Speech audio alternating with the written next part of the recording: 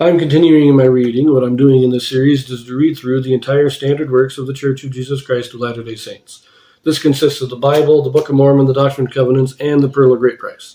I am reading in a chronological order of events, not according to publication or volume, so I will be skipping around a bit as I move along. Right now, I am in the book of 1 Samuel.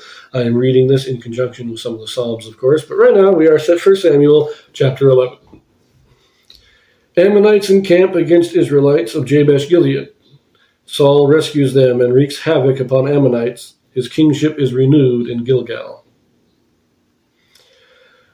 Then Nahash the Ammonite came up and encamped against Jabesh-gilead, and all the men of Jabesh said unto Nahash, Make a covenant with us, and we will serve thee. And Nahash the Ammonite answered them, On this condition will I make a covenant with you, that I may thrust out all your right eyes, and lay it for a reproach upon all Israel. And the elders of Jabesh said unto him, Give us 7 days' respite, that we may send messengers unto all the coasts of Israel. And then, if there be no man to save us, we will come out to thee. Now this is just a weird arrangement, in my opinion. So the Ammonites, remember, they were driven back, I believe it was by Japheth. Not Japheth. Jephthah, that's the name. Jephthah. They're coming back. And they're coming, this is Jabesh-gilead as part of Manasseh in the north. Ammon's just east of Gad and somewhat south of Manasseh here. So they're going up into Jabesh-gilead. But the people of Jabesh, they say, hey, we don't want to fight you. We surrender. But the guy, Nahash, says, oh, well, I'll accept your surrender if I can gouge out all your eyes, or the right eye. And this is done to shame Israel. But then they say, no, well, so, okay. But first, let us see if any of the rest of Israel will come and help us. And if they won't, then we'll let you do it.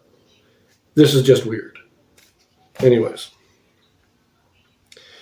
Verse 4.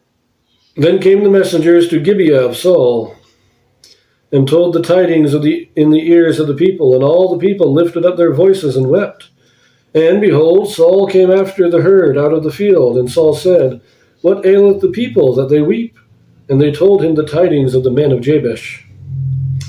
And the Spirit of God came upon Saul when he heard those tidings, and his anger was kindled greatly.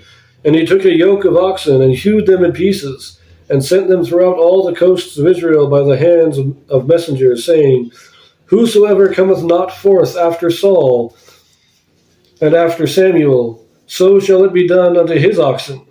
And the fear of the Lord fell on the people, and they came out with one consent. And when he numbered them in Bezek, the children of Israel were 300,000, and the men of Judah 30,000.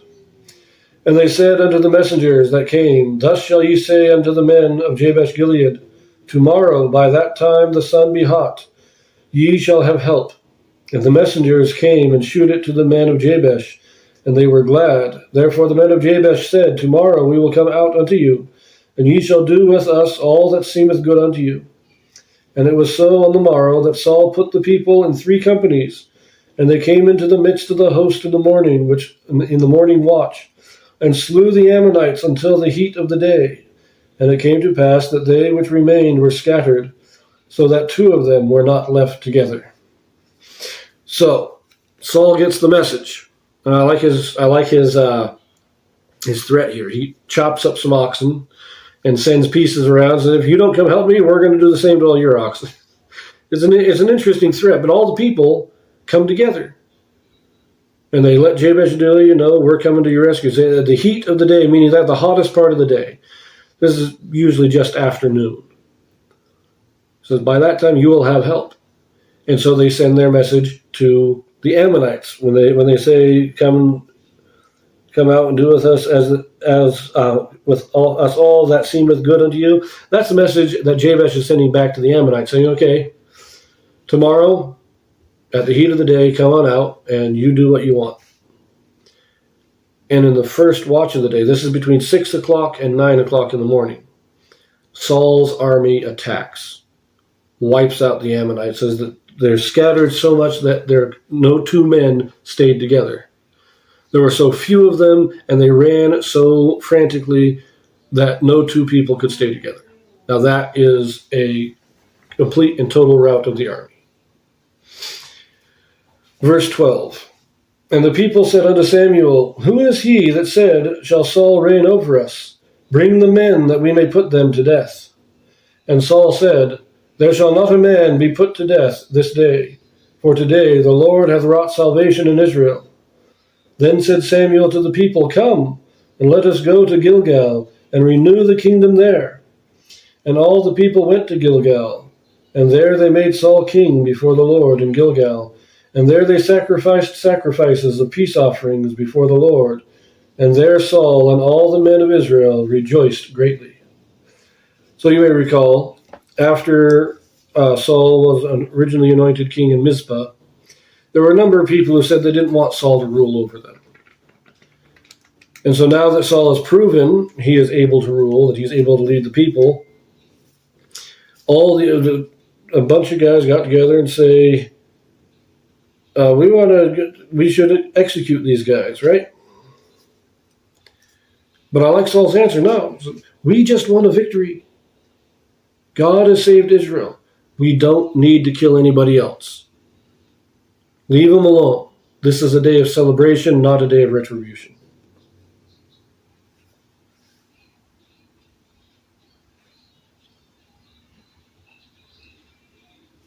So I'm briefly looking here at our gazetteer.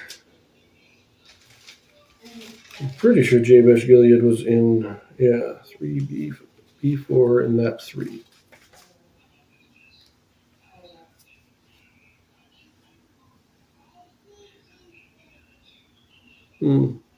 So Jabesh-gilead is on the east side of Jordan, on the border between Manasseh and Gad. I can't remember if they're in Gad. I thought they were in, it's Ramoth Gilead that's in Manasseh. Jabesh-gilead's in Gad. So kind of centrally there. So let us go to Gilgal. Gilgal's just west of Jordan, probably a little slightly south of Jabesh-gilead, but they're very close together. They're within, 10 miles. So now all the people have accepted Saul as their king, or at least enough of them that he can actually now reign as king. You know that at this point, he's still living at home. He's still in his hometown, and he comes out of his hometown, leads the people, and now they are making him king. And this is when he becomes an official king, when he actually starts ruling as king. I did want to make one last point, is that Saul is from the town of Gibeah. And you will recall that Gibeah is the town where they sexually abused the Levite's concubine to death. So it is interesting that the lowest wickedness, the most evil thing to happen in Israel, God chose a man from the same town 300 years later. I find that an interesting connection.